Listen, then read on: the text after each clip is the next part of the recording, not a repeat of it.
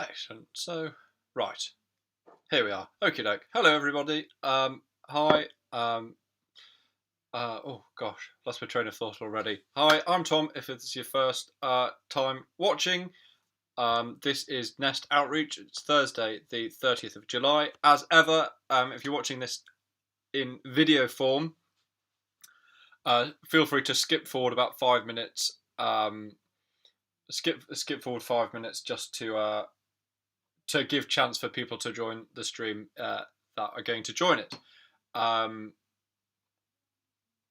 Otherwise, if you're watching on the stream, then hello. I hope you're well. Hope you had a good week. Hope you've had a good couple of weeks, actually. In fact, sorry I'm running a bit late today. Started up back at work, so been a bit of a hectic old afternoon. But here we are, just about on time. 10 minutes past. Oh gosh. Yeah, like I say, very sorry for running a bit late. Like I say, hope you're all very well. Hope you're all good. And today we are going to be doing a couple of different things. I'm going to be doing about phrasal verbs. I mentioned them briefly, I think last week or a couple of weeks ago. But I thought it might be a worthwhile topic to go a bit more in depth into. It's something that comes up a lot in sort of just regular English speech. So I thought it might be something that'd be worthwhile you knowing a bit more about. And then at the end, if we've got time, which hopefully we will, even though I'm running slightly later than was planned, which I apologise for. I might do a bit of autumn words, just to get you prepared for autumn on the basis of the fact that, well, partly because I've done spring and summer vocab in the past.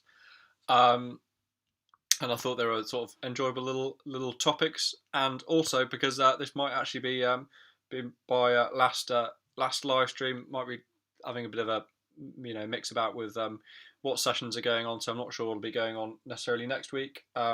So this might in fact be my last live stream. So we'll see how it goes. I might be back next week, but perhaps not. If not, then it's been an absolute pleasure. Like I said last week, not been necessarily sure what's going on for the next couple of weeks, but yeah, this might be the last one. So I thought, in looking to autumn in preparation, I thought, well, I noticed yesterday evening, or it might have in fact been the day before, that the evening seemed to be drawing in ever closer. I noticed that that the evening seemed to be getting a little bit shorter. That sun was going down slightly earlier than it has been. So I thought, that made me think, in preparation for autumn, I'll maybe give you some autumn vocabulary to work towards. Just give it another couple of minutes for YouTube viewers to see if anyone else is going to come and join the stream. And then we can get into it. Like I said, I've got a bit of a task. Going to start off with some stuff on phrasal verbs. So hopefully that'll be interesting for you all. If you're watching live, then hello. Feel free to say hello in the chat. Always great to hear from you. And if you're watching this on YouTube and you've not skipped forward as well, then yeah, feel free to say hello in the comments, whatever. Always great to get a bit of feedback and hear if you've enjoyed it or not. So it must be getting about 4 minutes 15. But on the basis of the fact that running slightly late today, I might just get cracking, and hopefully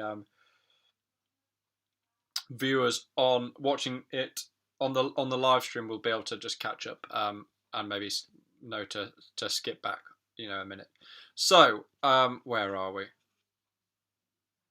So where's the little worksheet I got prepared? I'm not sure what have I done with it. Like I say, it was a bit on the old hectic side. Getting back from work today, but here we are. So this is a worksheet from the British Council, who people quite often use and tend to be absolutely excellent. I thoroughly recommend if you're an English learner, then you pop over to the website. But this lesson plan is entitled Phrasal Verbs with Get. I think there is an accompanying worksheet. But for the purpose of this, then maybe just go on with it as it is. So perfect. So the first thing on this worksheet is just sort of a general question about phrasal verbs, and it's just sort of asking if there are any phrasal verbs that you're familiar with. Because in fact, there's phrasal verbs. Sorry, just to clarify, are verbs. So like a doing word, something that represents an action. But they're a phrase as opposed to a single word. And they're often used, as I said, I think last week or the week before, more informal conversation. So maybe not in the most formal context, you'll want to be using them, but in common English, it's something that you definitely want to be keeping an ear out for, because it's something that that will be used very often. So it says here that there are around 10,000 phrasal verbs in the English language. Okay. And like I say, they're really, really commonly used. So if you're just used to the more formal words, then it's maybe something that you need to pay special attention to. Okay, so just in regular conversation, it's much more likely that you'd use the phrasal verb rather than the Latin-based equivalent it says here. So, for example, give out rather than distribute, and put up with rather than tolerate. Okay, the tolerate and distribute are a lot more formal words. Give out and put up with, like I say, something a bit more informal and something that you're much more likely to hear in your average English conversation. Okay, and it can be very difficult to understand what a phrasal verb is referring to from each of its individual components. So you might not necessarily understand that put up with means to tolerate. Or to deal with it from the individual components. So it's important to have an understanding of these phrasal verbs as a whole. Okay. Now here to sort of start out with there's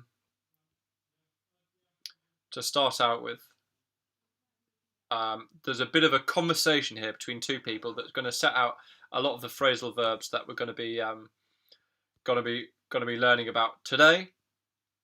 Okay, so I'll read out the conversation, but while I'm reading out this conversation, it'd be really great if you could have in mind the question: are Peter and Susan enjoying working on their latest film? Okay, so this is a conversation between Peter and Susan. They're on the set of this film and they're talking about working on the film. So I'll read it out, and like I say, if you could have in your mind the question: are Peter and Susan enjoying working on their latest film? It'll be something we'll discuss at the end, but also keep an ear out for these phrasal verbs, the first one of which is actually getting up. So I'll give you a bit of a clue there, but just to clarify, phrasal verbs are these verbs that they're doing words, but instead of just being one word, they're the sort of extended, more informal version. So start with so I'll read out this conversation, and if you make sure you're listening to try and work out whether they're enjoying work on the film. So Susan asks, firstly, what are you getting up to at the weekend? To which Peter replies, I'm going out with Tom and Catherine, even though I don't get on with them that well. How about you? To which Susan replies, not much, I guess. I'm still getting over the flu. Do I think I can get away with taking Monday off? To which Peter replies, you can ask the director, but probably not. He's the worst director I've ever worked with. He's really getting at us, isn't he? Susan, yes, I wish we could get rid of him. Peter, yes, you're right. I'm glad we got out of doing that last scene today because of the bad weather. We got off lightly for once. To which Susan replies, yes, I've tried to get through to him that we're working too hard. And finally, Peter says, I know, but we shouldn't get too wound up about it. After all, we're earning 17 million each for this film. Crikey, 17 million pounds. Okay, now, read the dialogue again. It says underline all the phrasal verbs with get. So what I'll do, I hope you were listening for all the phrasal verbs there, and you could understand whether that they are enjoying working on the film. Like I said, I'll give you another chance to try and understand whether they're enjoying working on the film. Okay, and then in this read through, I'll point out all the phrasal verbs, and you can be aware of these particular phrasal verbs because in this worksheet we're concerned with phrasal verbs using the word get. Okie doke. So the first example being getting up. Okay, which means in this context, getting up to. What are you getting up to at the weekend? It means what are you doing? Okay, it means what are you, what activities have you got planned? What are you getting up to at the weekend? That's a really great one to throw in sort of casual conversation. If you're just talking to someone, you could, I mean, it's a perfect sentence just right there. What are you getting up to at the weekend? It'll open up, no end of interesting conversation.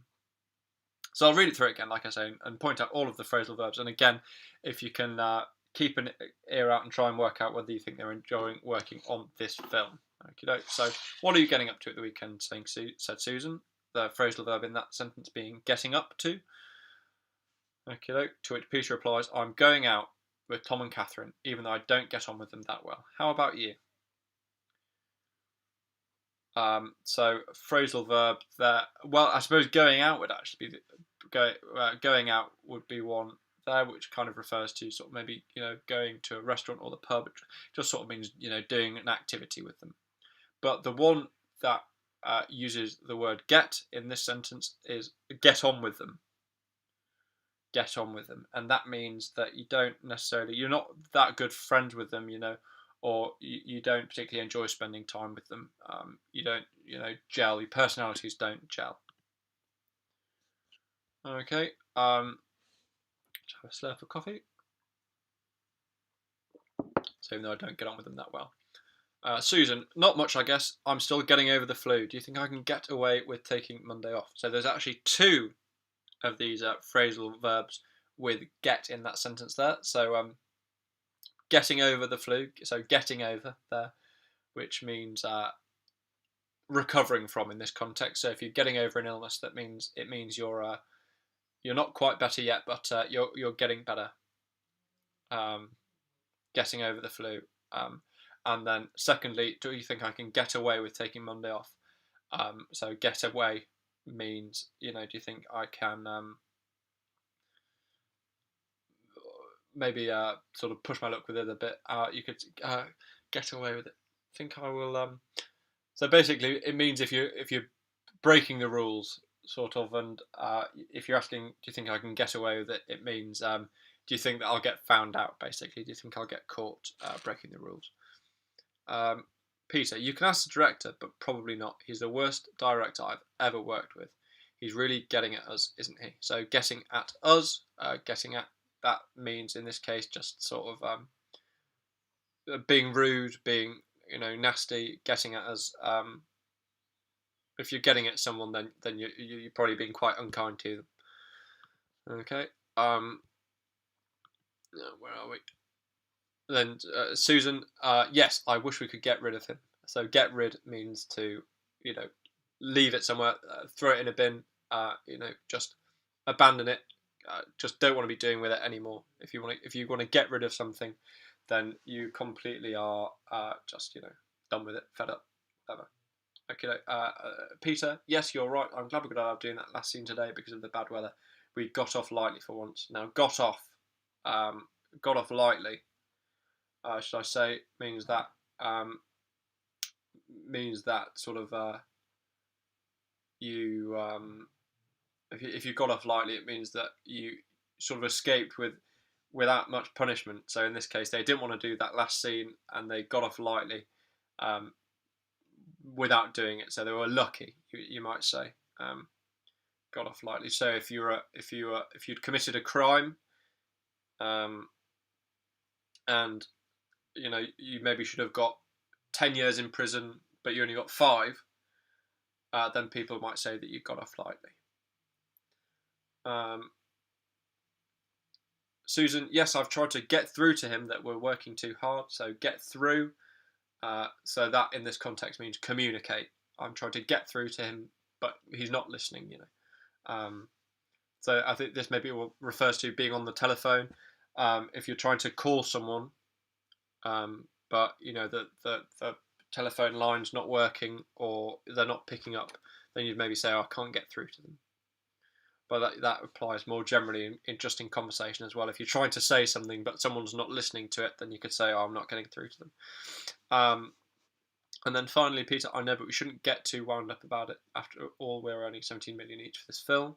Again, 17 million pounds. Wow, what a lot of money. We shouldn't get too wound up about it. Get too wound up about it, I suppose. You know, might be one there. If you're getting wound up, it just means you're getting angry, basically. Anyway, so what do you think? Do you guys think that Peter and Susan are enjoying working on the set of this film? I'll give you a second to think about it. Think back about what I've said. If you're watching this in the video, then feel free to zip back to my first read through and see what you think. But I certainly think that they're not enjoying working on the film. And even though they are earning so much money, it sounds like, you know, the director's really getting them down. They're finding it really hard work. And there's all sorts of things that suggest that they're really not enjoying working on this film. Okie doke, so now, what have we got coming up next? So, just find, sorry, so back at work now, so been a bit lackluster in the old preparation today. So where are we? So I've got here a matching vocabulary exercise. So I'll try and just get this up on the old screen for you to take a look at. I thought I'd just be able to do it without getting stuff up on the screen today, but I think it's going to be really useful. So if you'll just bear with me for one moment, I'll just try and get this this little thing up for you here. So here we are. Okay, just make it a bit smaller for you. Where are we? Sorry, but should have been more prepared in advance. This is so rude of me that I couldn't get prepared in advance. It's not on really, but there we are. Okie doke. So, can you see that? Okay, I'll just check on the old stream. See how it looks to me. Live streaming. That looks like it should be fine. Right. Okay. So here we are. So here we've got a matching vocabulary exercise.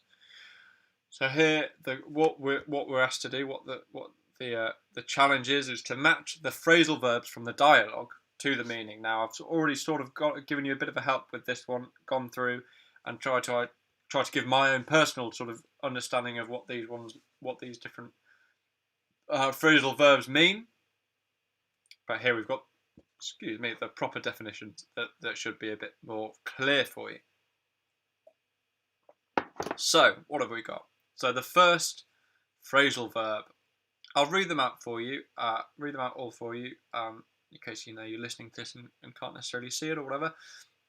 So the phrasal verbs are get up to, get on with, get over, get away with, get at, get rid of, get out of, get off lightly, get through to, get wound up about something. And then the meanings are to be successful in something, avoid something you don't want to do, get angry about something, recover from, to experience less suffering than expected, successfully explain something, do, have a good relationship, criticise someone repeatedly, and remove/throw away something unwanted.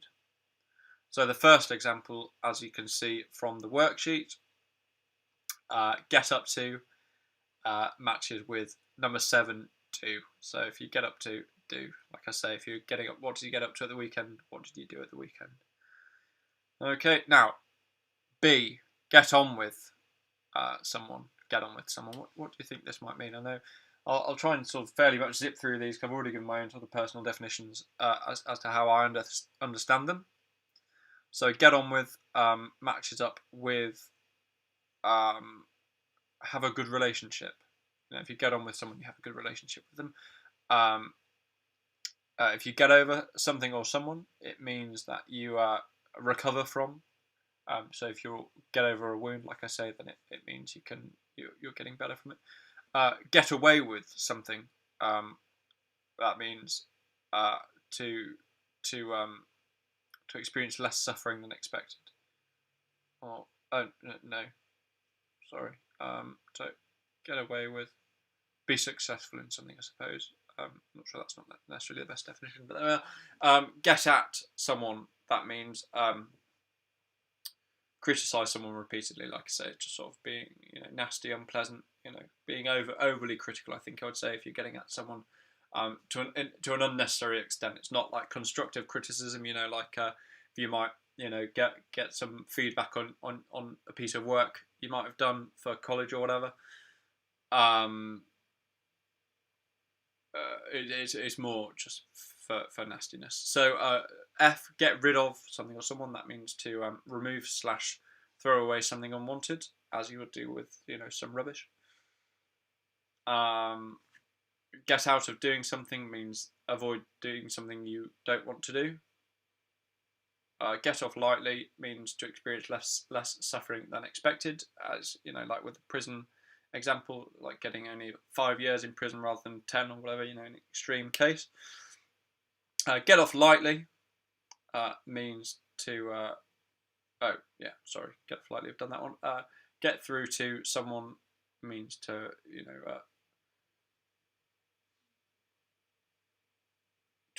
to successfully explain something. I think in this case, like I say, it means if you can actually communicate something rather than not being able to. And get wound up means to get angry about something. Okay, so on to, I shall turn off the old I prefer it having just me talking to you. If you guys don't mind with that, if you're watching live, then feel free to comment on the YouTube and on the stream and see which you prefer.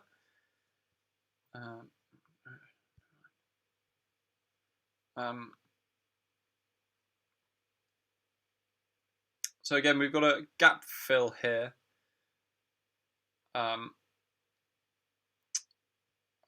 It's going to be best to do this. What I might do is I shall again. I can only apologise for my poor presentation. I thought I'd got everything worked out, but clearly not well enough today. Again, I can only apologise. It's not good enough really. If you're doing something, then it's always worthwhile doing it properly and making sure you get properly prepared. So hopefully everything's all right in terms of the stream, and I've not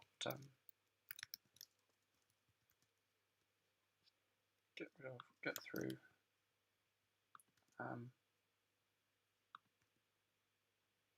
Get away with, get up to, get. Okie doke. So here we have all of the different. I shall just get this presentation up onto the.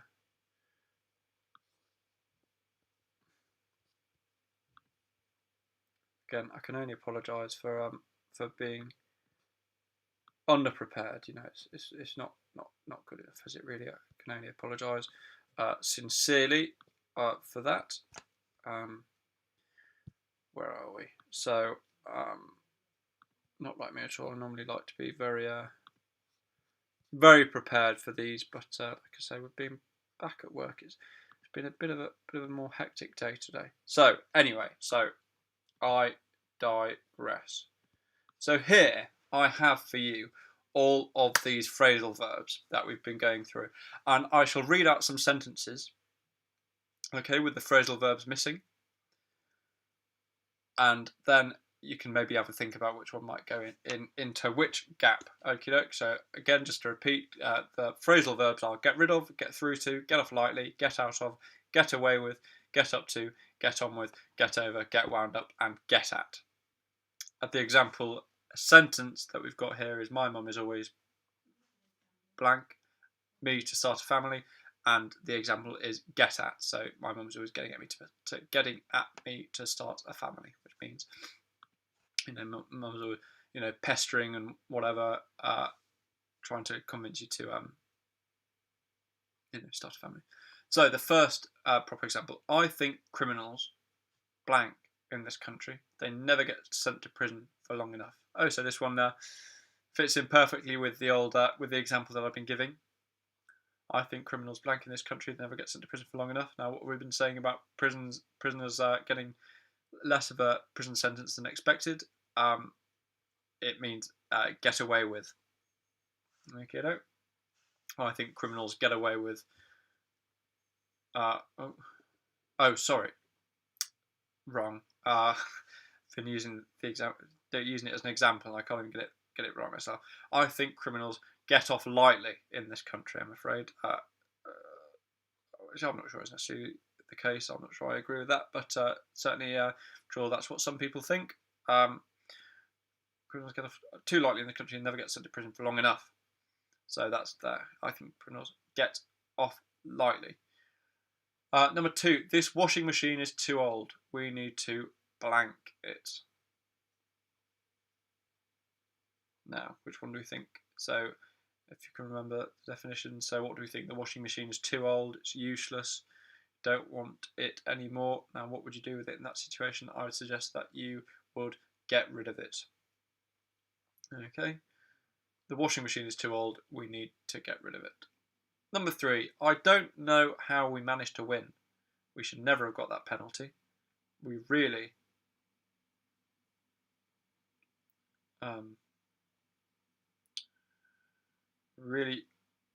blank it this time. Now, which one do we think this might be? I don't know how we managed to win. We should never have got that penalty. We really blank it this time. I would suggest that this one is get away with it. Okay. I don't know how we managed to win. We should never have got that penalty. We really got away with it this time. And I'll just remind you that got away with it. The definition that is provided here is to be successful in something. But I think this example shows well that if you get away with something, that it's more luck, really than any form of preparation. He still hasn't blank losing his job. I've never seen him depressed. Number 4. He still hasn't blank losing his job.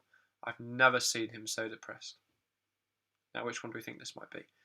I might suggest that it is get over, because, like I say, it's to do with you're recovering from something, you're moving past it, like with an illness, like with depression. Can't move past something, then it's gonna sort of haunt you. You can't get over it. Is the example here? He still hasn't got over losing his job. I've never seen him so depressed. Okay, then, number 5. I blank doing that boring project because I said I was too busy. I blank doing that boring project because I said I was too busy. I think this one would be get out of. I got out of doing that boring project because I said I was too busy.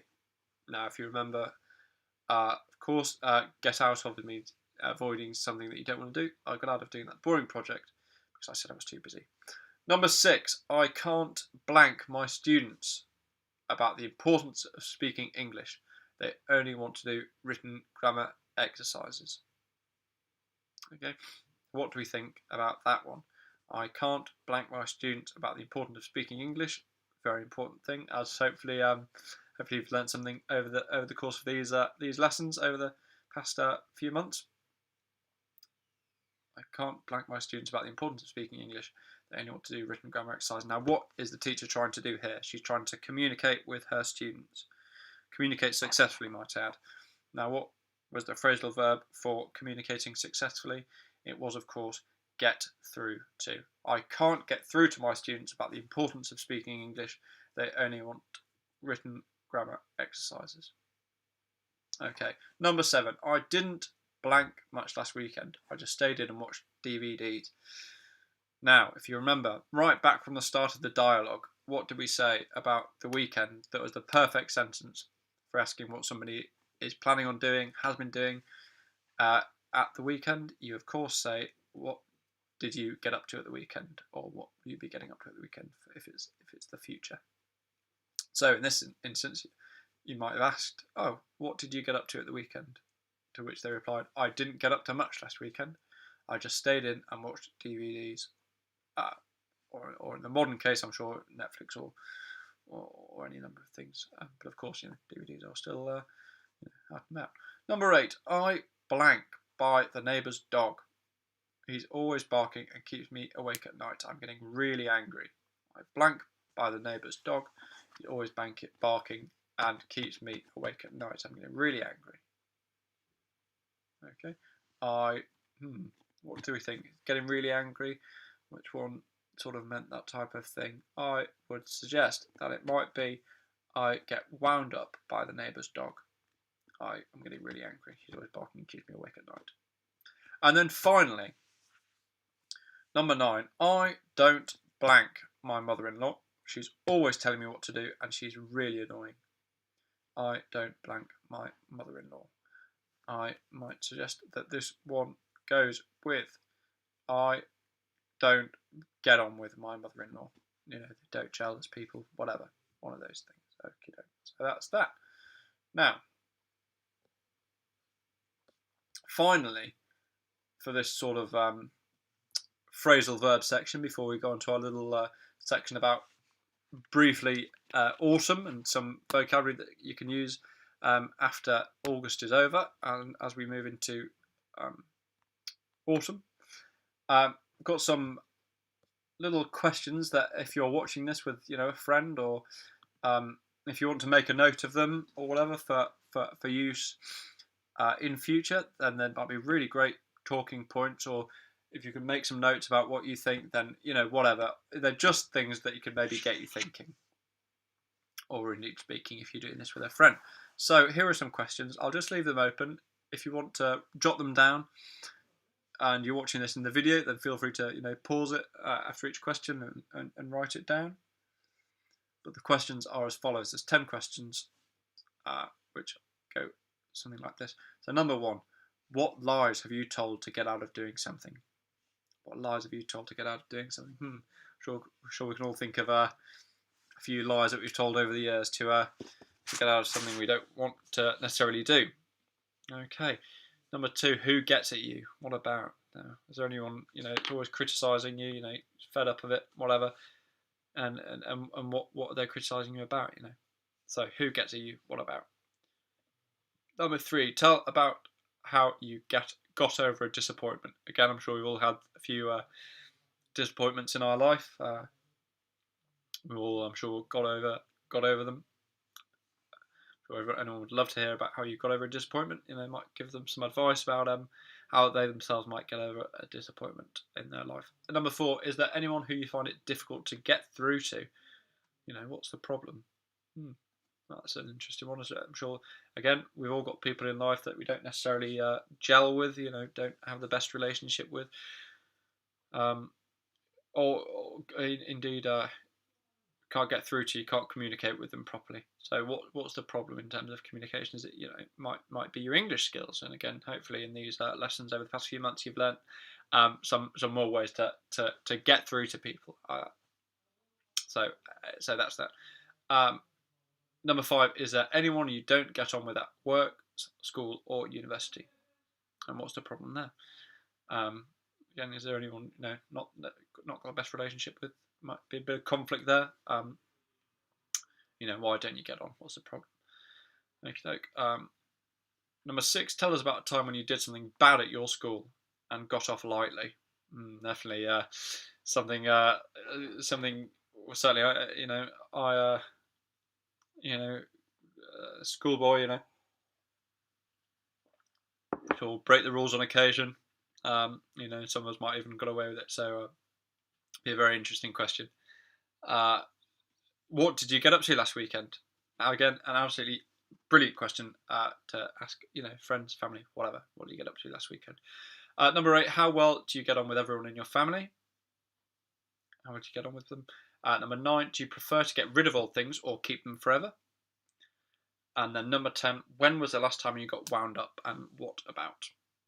Okay, now they're the 10 questions. Like I say, if you're watching this in the video, then feel free to pause, rewind, whatever, make a note of all the questions, and then use them in your everyday life, or make some notes about your own answers. I'm sure it could be open up some very interesting doors for discussion.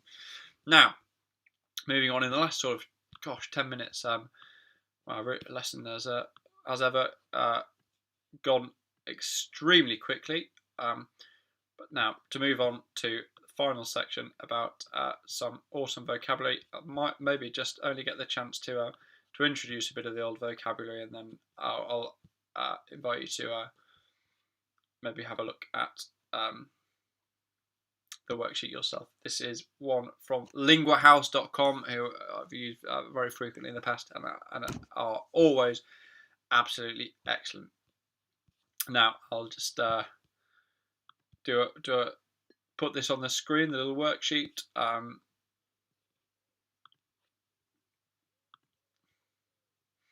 are we? Is it this one? No, that's not the one. Here we are. I'll get that up on the screen so you can all have a look at the pictures.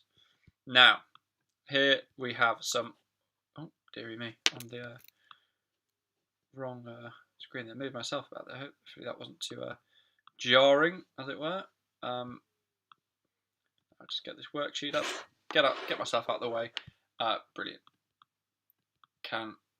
Does that look all right? That looks like it should be fine, doesn't it? Okie doke. So here we have the worksheet here. So the first question: do you like autumn? I certainly do like autumn. And while I'm not that excited for summer to end, it's always exciting to be in a new season, different colours, different light, different everything. Completely new season. See the different things that are going on. Again, as another talking point, I would love if any one of you would have a discussion about if you like autumn, then that'd be absolutely brilliant with friends or whatever. Now here, match the words to the pictures. So the words are a bonfire, a squirrel, an acorn, leaves, an umbrella, parsnips, a pear, and Wellington boots. Wow, that's a good range of vocabulary there. All things to do with autumn. Got various different autumn fruits, autumn activities, autumn accessories. In the case of a couple of the words there. So shall we go through them now? I'll give you a moment to think about which word might match with which picture, if I can speak. Right. You've got a moment to look over it. What do you think? So a bonfire, which picture do you think that one matches with? Give me a second to think about it. I think that one might go with number 6. Okay, you see a lot of bonfires in autumn, particularly on bonfire night, which is remember the 5th of November. I can never remember. September. Anyway, however the rhyme goes. In autumn there's a bonfire night, which is where there's a big bonfire and fireworks and all sorts. So that's number 6. A squirrel. Now something you see. Don't necessarily see so many of these in England as are seen in the picture. You'll be more likely to see the grey variety, but it is of course number 3. You see them going around in trees and hedges, wherever, all over the place. You'll see squirrels, acorns or whatever, and that goes on to the next word. Actually, number 8, something that squirrels eat, an acorn. You see these on oak trees, and they're actually the seeds for these trees. Okay, and that is number 8. Number 8 is an acorn. I think it's oak trees. Not sure. Pretty confident. Okie doke. So leaves. This should be an easy one. Hopefully, but of course it's only easy if you actually know it. Leaves are number 4. Now in autumn you'll see all of these go, all those lovely shades of red and brown and gold and yellow and orange and all, wonderful colours before they start to fall off the trees. And they are pictured in number 4. Okay, an umbrella even. Sorry, getting ahead of myself. Now this is something that you're very likely to need in this country, as the weather can famously be very rainy. Now, to protect yourself from the rain, you might want to carry an umbrella, which is number 2. I'm sure you've seen these about all over the place. Cover yourself from the rain, protect yourself from the rain.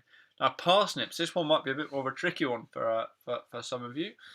I'm not sure if it's a vegetable that everyone will be familiar with. It's a root vegetable, if that gives you a clue. But it is actually number 5. Looks a bit like a carrot, but it's got a lovely sweet flavour and very much an autumn vegetable. Very tasty indeed. Right, so a pear. Now that's a fruit, a bit like an apple, but a different shape. Get them in autumn. Very tasty, and that is of course a pear. And then that leaves us with, the pear was number 1, which leaves us with number 7, which are Wellington boots or wellies. Now, if you're going for a nice country walk or something, then you might need to get yourself a pair of these. These are sort of rubber shoes that can take you through all sorts of weathers and mud and long wet grass and all sorts. So, match the verbs on the left to the words on the right to make phrases for things you can do in autumn. Okay, so the phrases are the verbs even are jump, watch, bake, learn, and build. Jump, of course, being when you bounce up off the ground. Watch, you might watch any number of things, but something you look at for a long period of time. Bake, you might bake a cake. You might bake some biscuits. You might bake, brownies, whatever. Learn, obviously, as you're now learning English, and build, just construct, put things together, make a big thing, whatever.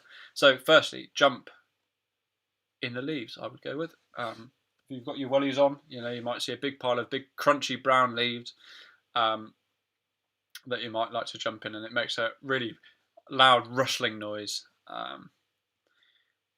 with all the crunchy leaves. Watch. No, I mean, there's any number of things you can watch in this list, but I might suggest that it is C. You watch the birds fly south for the winter. Now, I'm not sure if any of you noticed if there's any ornithologists among you, bird watchers, twitchers, whatever, people who like watching the birds and knowing about birds, but starlings are about at the moment, which is a sign of the summer. But at the end of summer, they all go back to where they came from, to somewhere a bit warmer. For the winter. So they go south, actually. So you might watch them fly back south. So there we are. Word: watch the birds fly south for the winter. Now, that's almost a tongue twister, is that? Now, number 3, bake. Now, like I say, you might bake a cake. You might bake some biscuits. You might also bake a pumpkin pie. I'm not sure I've actually ever myself had a pumpkin pie. I think it's more of an American thing, but I'm sure it'd be very tasty indeed, and you could certainly bake it if you had the inclination, or if you wanted to. Sorry. Learn to knit. I think this one would be great skill to have. You can make jumpers, blankets, scarves, any number of things.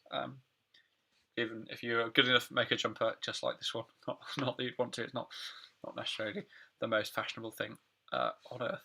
Certainly my girlfriend is not very keen on it one bit. Anyway, there we are. And then finally, build a bonfire. Is number 5. Build a bonfire, as you would certainly do on bonfire night.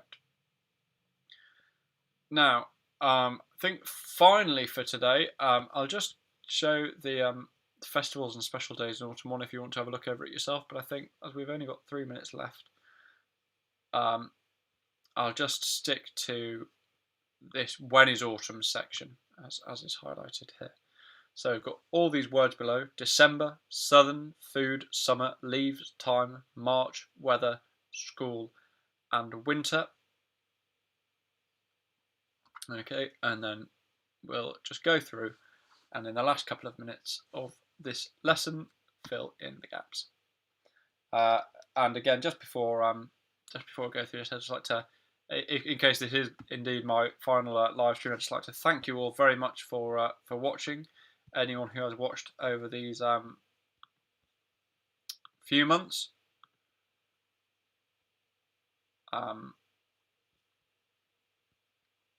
Anyone who's watched over the few months, thank you very much indeed. It's been a pleasure. And hope you whatever have a happy, healthy going on. I'm sure I'll get a chance to talk to many of you in future in the coming weeks. I'll be doing bits and bobs, but I think these live streams may be over. But anyway, finally, let's just go through this one is autumn worksheet. So autumn is the season after summer and before winter. Okay, we're in summer at the moment, and then after autumn will be winter. In the United States, this season is called fall because it's when the leaves fall from the trees. Okay, in most places in the northern hemisphere, autumn begins in the last week of September and finishes near the end of December. That's October, November. I would say November, but that doesn't seem to be an option. I think winter probably starts in December, if you were to ask me. But there we are. What do I know? In the southern hemisphere, the season starts in March and finishes at the end of May, because of course they're reversed. Their summer, at Christmas time in December they have their summer. So if you're in Australia, then that'll be what's going on there. At this time of year, children go back to school and the weather becomes colder and more windy. The trees start to lose their leaves. Animals look for shelter, I presume. Look for food even for the winter. Could have a lot of animals that hibernate and look for food for the winter. So that's that little passage. It's an absolutely wonderful season, and I'm sure you're looking forward to it. But whatever, summer's absolutely lovely as well. But anyway, I'll leave it there for today. Like I say, thank you very much indeed for watching over the past few months and today. Whatever, I hope you've enjoyed the sessions. It's been a pleasure. Thank you very much indeed. Goodbye. Bye.